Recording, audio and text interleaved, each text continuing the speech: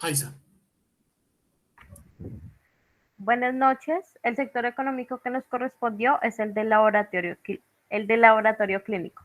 Los integrantes de este grupo es Iris Andrea Cortés, Daisy Pedrosa Palacios, Javier Alejandro Muñoz y quien les habla, Aiza Ginette Leandro. En el siguiente trabajo se indagarán algunos aspectos que se presentan dentro de un laboratorio clínico. Uno de ellos son los residuos que se generan dentro de este entorno, ya sean peligrosos o no peligrosos.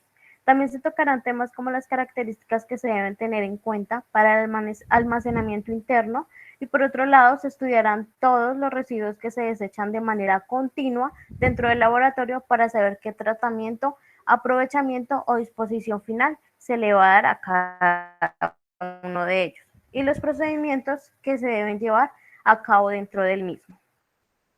Javier.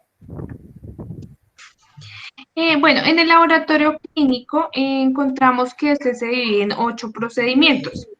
El primero es la química clínica. Este se refiere al análisis bioquímico de los fluidos corporales. La hematología estudia los elementos inmunológicos de la sangre. La bacteriología, como su nombre lo indica, estudia las bacterias, sus clases, sus formas de reproducción y métodos para controlarlas o destruirlas. La parasitología estudia los organismos vivos, como son los parásitos. La inmunología o serología, este estudia el sistema inmune del cuerpo y sus funciones y los desórdenes. La inmunohematología estudia, estos son estudios dirigidos a estudiar la presencia de anticuerpos, como son los glóbulos rojos. El diagnóstico molecular es un proceso que se usa para identificar una enfermedad por medio del estudio de las moléculas, tales como proteínas, ADN y ARN de un tejido o líquido corporal. Y la genética humana es el estudio científico de las valoraciones entre las personas que son determinadas por las unidades heredables denominadas como los genes. Javier. En los laboratorios clínicos encontramos los residuos no peligrosos, como son los reciclables. Estos se depositan en canecas grises. Estos son como papeles, plásticos, cartón, vidrios, entre otros. Los inherentes son aquellos que no se descomponen ni se transforman en materia prima. Estos se depositan en canecas verdes. Estos son como el icopor, el papel carbono, papel encerado, entre otros. Javier. Y encontramos también los residuos peligrosos. Estos son los que pueden causar daño a la salud humana o al medio ambiente. Los residuos, entre ellos encontramos residuos infecciosos que contienen microorganismos patógenos como bacterias, virus, hongos, entre otros. Que se clasifican en biosanitarios. Estos tienen contacto con materia orgánica, sangre, fluidos corporales. Estos se deben depositar en canecas rojas. Estos son como gasas, algodones, guantes desechables, entre otros. Encontramos los cortapunzantes que poseen características cortantes y punzantes, como son las agujas. Los químicos, que son los restos de productos o sustancias químicas.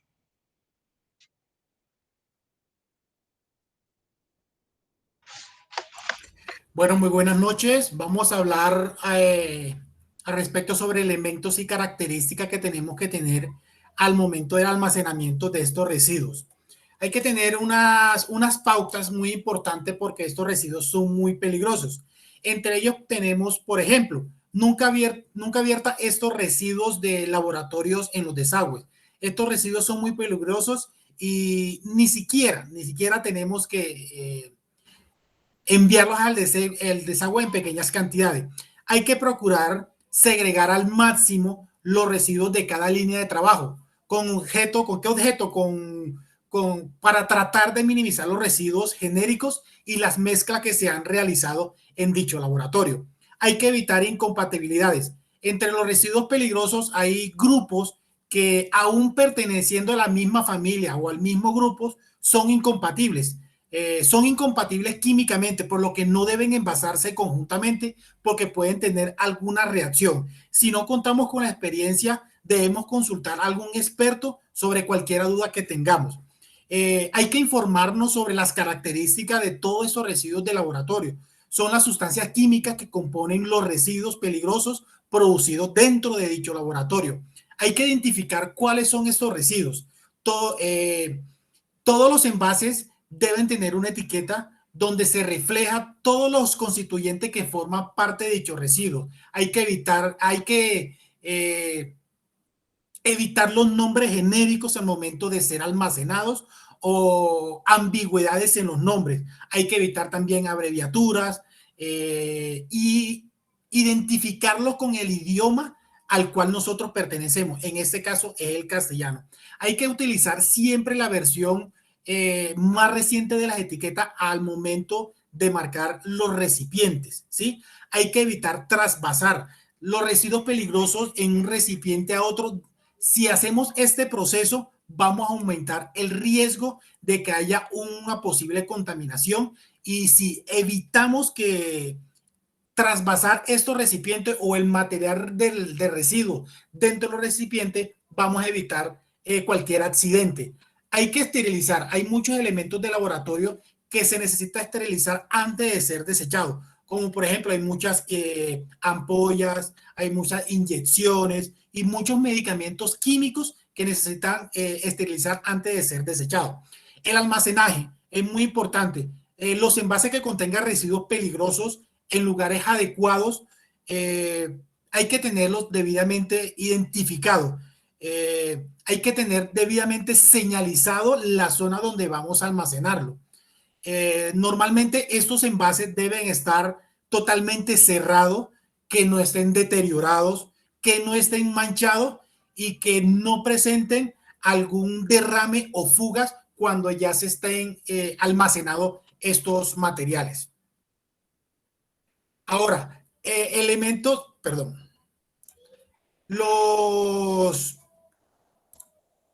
la seguridad en el laboratorio es muy importante, y es por eso que después de la seguridad del laboratorio tenemos que mirar cuáles son las características, ojo, cuáles son las características que tenemos que tener en cuenta al momento de almacenarlos en dicho lugar, en la bodega, por decirlo así. El área de depósito final de estos residuos debe cumplir una serie de condiciones o una serie de recomendaciones muy importantes. Por ejemplo, la bodega debe estar señalizada con texto, por ejemplo, que diga área de depósito de residuos, o por ejemplo, prohibida la entrada a toda persona no autorizada.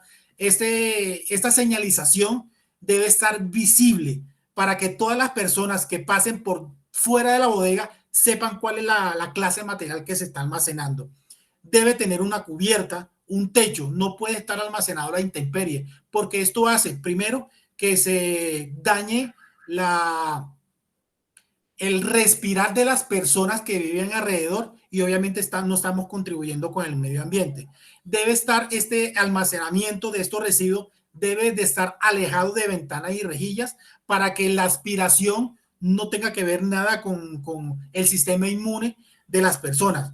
Esta bodega debe estar dotada de medios, por ejemplo, de extintores antiincendios. La bodega debe estar con vías de acceso sin escalones y en general de fácil utilización por los vehículos que recogen los materiales. Todas las aberturas del exterior estarán protegidas con dispositivos eficaces, como por ejemplo insecticidas, para evitar los roedores, los insectos o cualquiera otra ave que quiera mirar qué es lo que se está almacenando en esa bodega.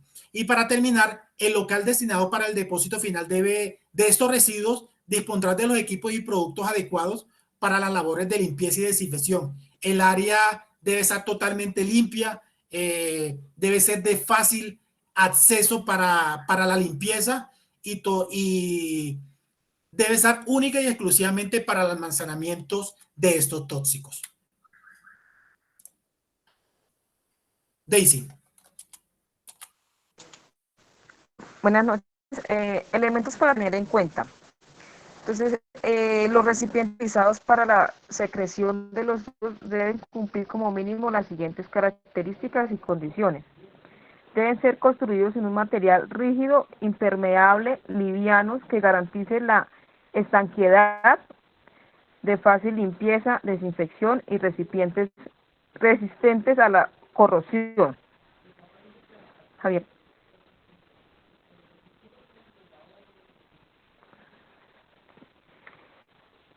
Aprovechamiento y disposición final. Entonces, en esta actividad el servicio público de aseo consiste en la disposición de residuos sólidos mediante la técnica del relleno sanitario.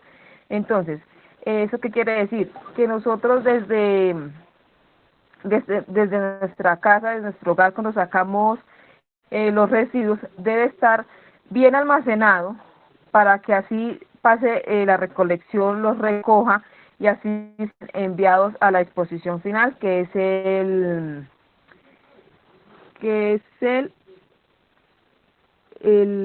como el relleno sanitario, donde se llevan todos los residuos, pero bien clasificados. Listo.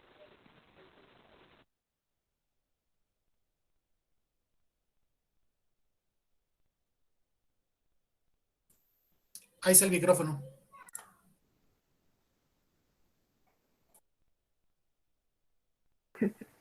Gracias. Por último, se pudo concluir que en un laboratorio se producen muchos residuos considerados peligrosos o no peligrosos. Por ello, se debe minimizar el daño que ellos van a realizar al medio ambiente y, en consecuencia, al ser humano. Por otro lado, se pudo concluir que el manejo seguro que pueden tener los residuos peligrosos dependerá principalmente de la información, la capacitación y el cumplimiento de las leyes, reglamentos y normas que tienen como objetivo tener un manejo adecuado de los residuos, en este caso de los residuos que se desechan en los laboratorios clínicos. Muchas gracias. Muchas gracias. Muchas gracias.